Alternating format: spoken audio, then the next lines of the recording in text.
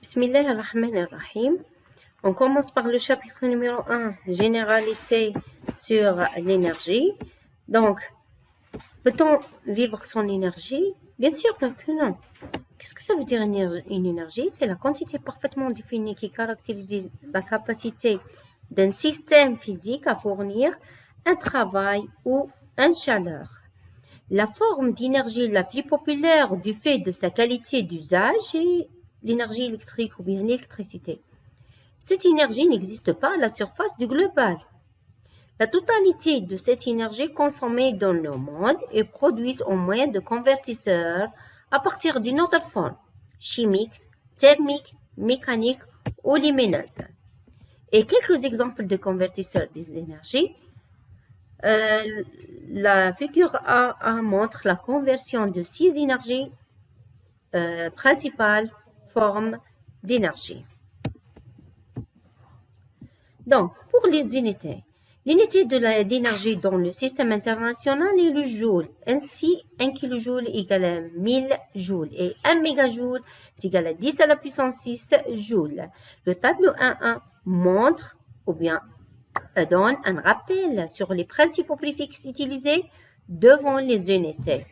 Pour le domaine mis en jeu au niveau des atomes, des molécules ou des noyaux, qui sont les unités constituant la matière, en utilisant un électronvolt et ses multiples. On a un électronvolt égale à 1,6 fois 10 à la puissance moins 19 joules. Pour la puissance est la quantité d'énergie par unité de temps. L'unité de base est le watt. Un watt égale à 1 joule sur le seconde.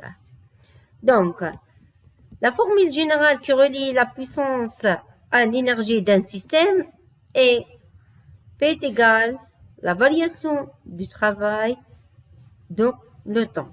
1 calorie égale 4,18 joules égale 42 gigajoules. Dans le domaine d'énergie, on emploie sauf le mégawatt. 1 mégawatt égale à 10 à la puissance 6 watts. Et le terawatt. 1 terawatt égale à 10 à la puissance 12 watts. Pour le domaine électrique, on utilise aussi comme unité d'énergie le wattheure et ses multiples. Le wattheure représente une énergie de 1 joule sur seconde pendant une heure, soit 1 wattheure est égal à 3600 joules et 1 kilowattheure est égal à 3,6 fois 10 à la puissance 6 joules.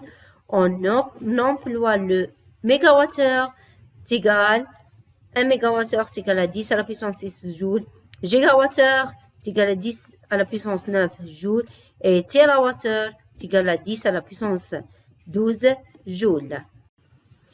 Donc, pour les domaines mis en jeu au niveau des atomes, des molécules ou des noyaux, qui sont les unités constituant la matière, en utilisant l'électronvolt et ses multiples. Pour comparer les différentes sources d'énergie, il est utile de les rapporter à l'énergie fournie par le pétrole brut. Pour cela, on utilise une unité, la TEP, tonne équivalent pétrole, dont la valeur est fixée par convention à 10 à la puissance 10 calories. 1 calorie égale à 4,18 joules, c'est égal à peu près 42 gigajoules, qui est 11 700 kWh à la puissance 3. Lorsqu'on a un corps qui se déplace du point A vers le point B, il y a qu'est-ce qu'on appelle une énergie visible. Cette énergie est appelée énergie cinétique. Elle est donnée par la relation suivante. Donc, pour les formes d'énergie libre, il existe plusieurs formes, ou bien ce sont celles sur laquelle apparaît l'énergie lorsqu'elle est utilisée. On distingue principalement 4 formes d'énergie libre utilisées par l'homme.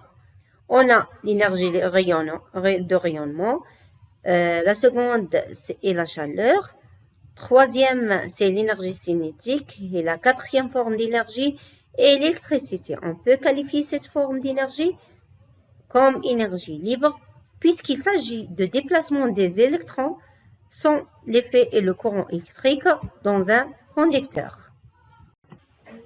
Il est difficile de stocker l'énergie sous forme de rayonnement ou bien de courant électrique.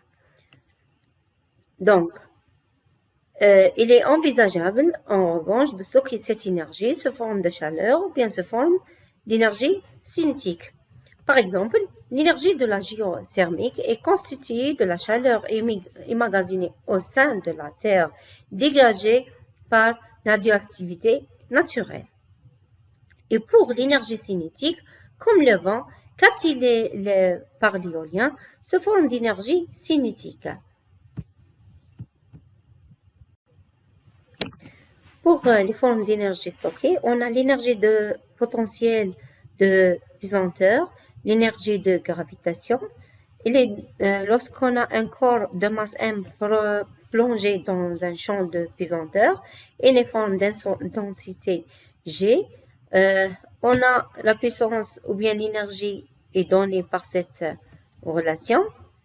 On donne un exemple, l'énergie hydraulique est une manifestation de l'énergie potentielle de l'eau. Dans un barrage, par exemple, elle peut mettre en mouvement les turbines. L'énergie potentielle élastique, c'est l'énergie acquise par un ressort sur l'effet d'une déformation X. L'énergie est donnée par cette relation. Un élastique ne permet pas de stocker une très grande quantité d'énergie. Ce mode de stockage ne peut guère être utilisé dans le petit appareillage tel des jeux d'enfants. L'énergie chimique, c'est l'énergie qui utilise des forces de nature électromagnétique reliant les atomes au sein des molécules. On fait travailler dans un sens ou dans l'autre les forces de liaison entre les atomes et on libre au stock de l'énergie, par exemple la pile électrique ou bien les batteries. L'énergie nucléaire, les éléments constitutifs du noyau atomique, proton et le neutron, sont liés fortement entre eux. Il y a ce qu'on appelle la diffusion, surtout pour le noyau d'uranium, par exemple, est obtenue en bombardant avec un neutron. La réaction de fusion libère une énergie considérable. Le principe, par exemple, de la réacteur électronucléaire consiste donc à récupérer l'énergie thermique de fusion pour la transformer en électricité via un groupe turbo-alternateur. Donc, qu'est-ce que la chaleur? La chaleur est la quantité d'énergie qui circule spontanément d'un corps à un autre en raison de leur différence de la température. Donc, le transfert d'énergie sous forme de chaleur se produit au niveau des molécules à la suite d'une différence de la température. Par exemple, la température est liée aux énergies cinétiques des molécules d'un matériau. C'est l'énergie cinétique moyenne des molécules individuelles. Pour le rayonnement, qu'est-ce que ça veut dire un rayonnement?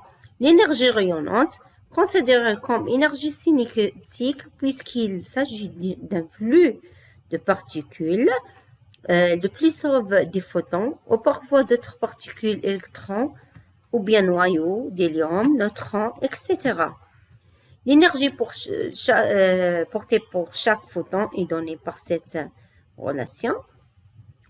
On exprime une autre relation qui est la longueur d'onde en fonction de la vitesse de la lumière et en fonction de la fréquence, comme montre l'équation suivante.